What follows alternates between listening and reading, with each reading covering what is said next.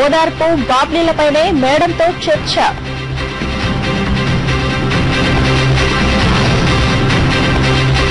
దృష్టి మళ్లించేందుకే అంబటిపై వేటు. సస్పెన్షన్ వెనుక కొత్త అనుమానాలు.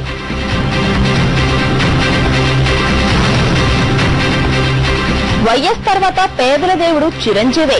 సూపర్ డైలాగ్ కొట్టిన మంత్రి పార్థసారథి. కళ్ల ముందే కుప్పకూలుతున్న భవనాలు.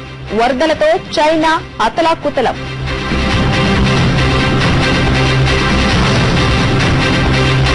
ఇండియన్ స్క్రీన్ కి హాలీవుడ్ టచ్. అదిరిపోయే అట్రాక్షన్ తో రెడీ అయిన రోబో.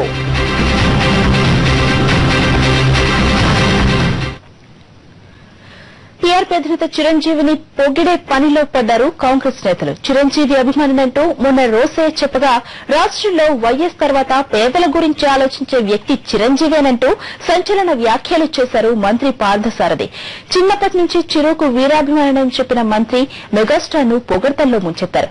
అసెంబ్లీలో ఆయన హుందాతనం తన్ని ఎంతో ఆలోచింపజేసేది అన్నారు. విజయవాడలో ఎస్వీ రంగారావు విగ్రహావిష్కరణ కార్యక్రమంలో చిరుతో పాటు మంత్రి కూడా పాల్గొన్నారు. ఇంతటి మహానటునికి నవ్వుని మొదలు చెందుపడలేక కదండి, రఘుని మొదలు పడలేక కానీ వారికి నవ్వు అని చెప్పేసింది అందరికీ మొదలుస్తా ఉన్నాం. కాకపోతే వారి పార్టీ పెట్టిన తర్వాత కొంచెం నన్ను ఓడగొట్టడానికి ప్రయత్నం న్యాచురల్ అనుకోండి. మా కాంగ్రెస్ వారి టీఆర్పీ నన్ను ఓడగొట్టడానికి ప్రయత్నం చేస్తారు. కొంచెం బాగుంటా కూడా.